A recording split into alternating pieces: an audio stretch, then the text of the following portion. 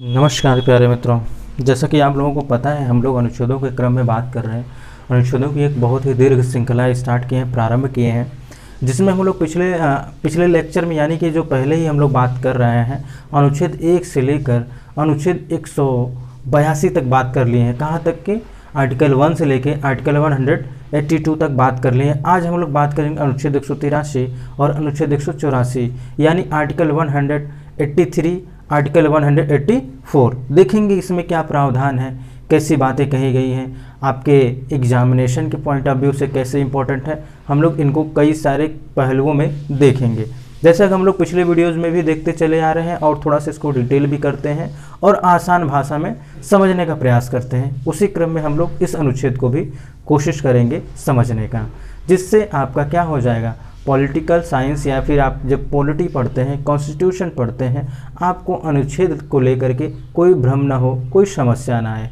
क्योंकि मैक्सिमम ऐसा ही होता है, बहुत से ऐसे मित्र होते हैं, बहुत से ऐसे प्रिपरेशन करने वाले, बहुत से ऐसे अभ्यर्थी होते हैं जिनको अनुच्छेदों का एक श्रृंखला उन्हें चाहिए होता है, परंतु यूट्यूब पर ऐसा होता है कि कुछ अनुच्छेदों पर वीडियोज़ बने होते हैं, कुछ अनुच्छेदों को छोड़ दिया जाता है, परंतु इस प्लेटफॉर्म पर यानी आपके इस चैनल पर ऐसा कदापि नहीं होगा। हम लोग सारे अनुच्छेदों को लेकर चलेंगे, ठीक, और सारे अनुच्छेदों के बारे में चर्चा करेंगे, एक श्रृंखला वाइज, एक क्रम वाइज। आपके इस चैनल पर एक प्लेलिस्ट बनी हुई है, एक क्या 3-4 प्लेलिस्ट बनी हुई है जो आपके एग्जामिनेशन के पॉइंट ऑफ व्यू से बहुत ही रिलेवेंट और बहुत ही इम्पोर्टेंट है। आप उसको अवश्य देखिए, और अनुच्छेदों का अलग एक प्लेलिस्ट बनी हुई है, आप उसे भी अवश्य देखिए। देखेंगे तो आप पाएंगे कि आपको सारे अनुच्छेदों के बारे में एक समझ विकसित हो गई है। आप उससे नोट्स भी बना सकते हैं। आप अगर पॉलिटी पढ़ते हैं, चाहे आप यूपीएससी की प्रिपरेशन कर रहे हो, चाहे यूपीपीएस की कर रहे हो, या फिर किसी स्टेट सिविल सर्विसेज की कर रहे हो, यूपीएसआई की कर रहे हो, जहाँ पर भी जीएस की आवश्यकता है पॉलिटी के रूप में, वहाँ ये काम करेगा। और इसके साथ ही साथ आर्थिक शब्दावली के बारे में भी वीडियो बना हुआ है, आपका प्लेलिस्ट बना हुआ है, उसको भी देखिए, आपके लिए बहुत ही हेल्पफुल रहेगा। आइए हम लोग बात करते हैं ये क्या कह रहा है अनुच्छेद 183 क्या कह रहा है। देखिए, आप लोग जानते होंगे जैसे कि राज्यसभा में सभापति और उपसभापति होते हैं, वैसे ही राज्यों में भी होता है क्या, विधान परिषद होता है। आप लोग इसके बारे में जानते ही होंगे, नहीं जानते होंगे कोई बात नहीं, हम यह मानकर चलेंगे कि आपको नहीं पता है, ठीक। ये हो गया राज्य का विधानमंडल। क्या हो गया, राज्य विधानमंडल। राज्य विधानमंडल के कितने सदन होते हैं, तो आप लोग जानते ही हैं क्या होता है, कहीं पर एक तो कहीं पर दो। एक सदन जो होता है वो विधानसभा होता है, जहाँ पर ही इसी सदन में ही बहुमत प्राप्त राजनीतिक दल के नेता को क्या बनाया जाता है, मुख्यमंत्री बनाया जाता है। किसके द्वारा, राज्यपाल के द्वारा। और दूसरा सदन क्या हो जाता है, वो विधान परिषद हो जाता है। इसी विधान परिषद के बारे में ही हम लोग चर्चा कर रहे हैं। विधान परिषद का सभापति और उपसभापति कब अपने पद से क्या हो जाएगा, कब उसका पद खाली हो जाएगा, किस कंडीशन में हो जाएगा, उस कंडीशन की बात आइए हम लोग कर लेते हैं, ठीक। क्या है कि विधान परिषद के जो सभापति होते हैं, उपसभापति होते हैं। सभापति एक प्रकार से कहा जाए इस सभा के क्या होते हैं, वो स्वामी होते हैं। क्या होते हैं, स्वामी होते हैं, मालिक होते हैं, ठीक। क्या होते हैं, स्वामी होते हैं या मालिक होते हैं, ठीक। तो विधान परिषद के एक सभापति और एक उपसभापति हो गए। इनका पद किस कंडीशन में रिक्त होगा, खाली होगा, इस कंडीशन के बारे में हम लोग, इस शर्त के बारे में आइए अब हम लोग चर्चा करते हैं। देखिए, सबसे पहले ये बात होगी, अगर वो विधान परिषद का सदस्य नहीं हो तो उसका पद क्या हो जाएगा, खाली हो जाएगा, ठीक। अगर वो विधान परिषद का क्या नहीं हो, सदस्य नहीं हो, तो उसका पद क्या हो जाएगा, रिक्त हो जाएगा, खाली हो जाएगा, ठीक। सभापति उपसभापति को अपने हस्ताक्षर सहित क्या कर सकता है, त्यागपत्र दे करके, यानी सभापति यदि चाहे उपसभापति को अपना रिजाइन दे करके अपने पद से क्या हो सकता है, मुक्त हो सकता है। अब ये रिजाइन कैसा होगा, उसमें वो लेटर एक प्रकार से लिखेगा, उसके सिग्नेचर रहेंगे नीचे, इसी को बोलते हैं हस्ताक्षरित सहित लेख।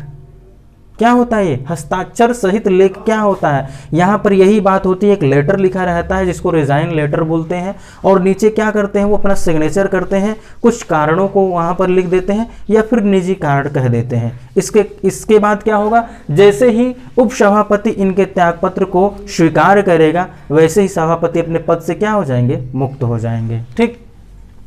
अब दूसरा कंडीशन क्या आता है, देखिए उपसभापति भी यही कार्य करेंगे। उपसभापति भी क्या कर सकते हैं, अपने हस्ताक्षर सहित लेख के द्वारा जो एक त्यागपत्र लिखेंगे, इस त्यागपत्र को क्या करेंगे, वो विधान परिषद के सभापति को सौंप देंगे, और जैसे ही वो सभापति उसको क्या करेंगे, स्वीकार करेंगे, विधान परिषद के सभापति जैसे ही स्वीकार करेंगे, उप सभापति अपने पद से मुक्त हो जाएंगे। ठीक, आप लोग समझ गए होंगे।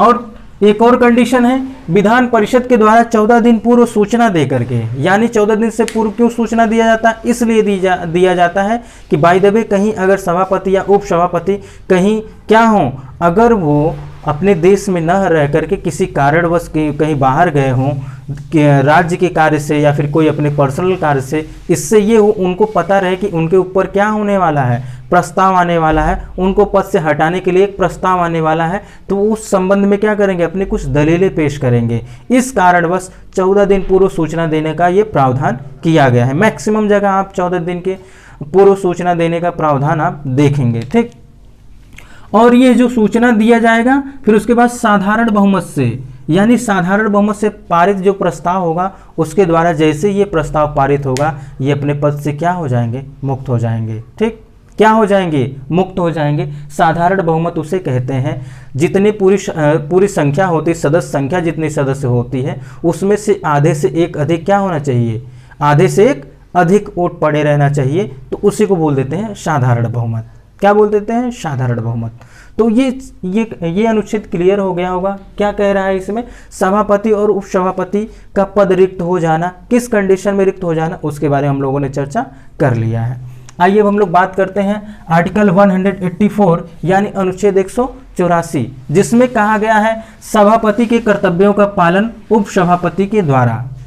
जैसा कि आप लोग इसी क्रम में एक माइंड में एक पिक्चर बना लीजिए कि जैसे ही राष्ट्रपति अगर नहीं रहते हैं, किसी कारणवश कहीं चले जाते हैं या मानसिक शारीरिक रूप से कोई उनको हानि या क्षति होती है या कोई बीमारी हो जाती है, अगर वो कार्य करने में समर्थ नहीं होते हैं, असमर्थ हो जाते हैं, तो इस स्थिति में ये होता है कि उपराष्ट्रपति क्या कर देते हैं, कार्यवाहक राष्ट्रपति के रूप में कार्य करने लगते हैं। ठीक, सेम उसी सिचुएशन में क्या हो जा रहा है, सेम उसी तरह ही विधान परिषद के सभापति अगर उपस्थित नहीं है किसी कारणवश, चाहे वो विदेश गए हों या फिर वो क्या हो, बीमार हों, चाहे वो शारीरिक रूप से बीमार हो चाहे मानसिक रूप से बीमार हो, तो इस स्थिति में ये होता है सभापति के सारे कर्तव्यों का निर्वहन, यानी सभा का यानी सदन का निर्वहन, विधान परिषद का निर्वहन, विधान परिषद के संचालन का देखभाल, सब का सब कौन करता है, उपसभापति करते हैं। कैसे, देख लीजिए।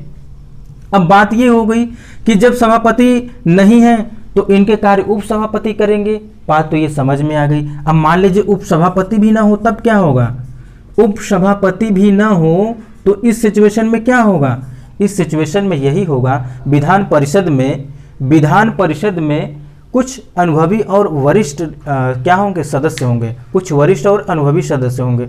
उन्हीं सदस्यों में से ही किसी एक को राज्यपाल मनोनीत करेंगे और इस कार्य को क्या करेंगे, उन्हें सौंप देंगे, कहेंगे आप ये कार्य क्या करिए, इन कार्यों का निर्वहन कीजिए। ठीक, इसको एक बार फिर से मैं समझा देता हूँ, क्योंकि ये थोड़ा सा आपको लग रहा होगा कि बातें उलझ गई हैं, उलझेंगी नहीं, बस केवल ध्यानपूर्वक समझते जाइए। कभी भी अगर विधान परिषद का सभापति अगर उपस्थित नहीं है, सदन का संचालन नहीं कर पा रहा है, किसी कारणवश अगर वो नहीं आ पा रहा है, शारीरिक हो चाहे मानसिक हो, तो इस स्थिति में उन सारे कार्यों का निर्वहन उपसभापति द्वारा किया जाएगा। जब उपसभापति नहीं उपस्थित होंगे तो उपसभापति की अनुपस्थिति में क्या होगा कि विधान परिषद के ही जो सदस्य होंगे, जो वरिष्ठ और अनुभवी सदस्य होंगे, उन्हीं में से किसी एक सदस्य को राज्यपाल मनोनीत करेंगे और कहेंगे उनसे कि आप क्या करिए, उन सारे कार्यों का निर्वहन करिए जो सभापति करते थे, ठीक, या करते हैं। तो मित्रों, आज हम लोगों ने 2 अनुच्छेद के बारे में समझा है, आर्टिकल 183 और आर्टिकल 184। नेक्स्ट वीडियो में हम लोग ऐसे ही चर्चा करते रहेंगे। ठीक, तो मित्रों आज के लिए बस इतना ही, मिलते हैं हम लोग नेक्स्ट वीडियो में, तब तक के लिए नमस्कार।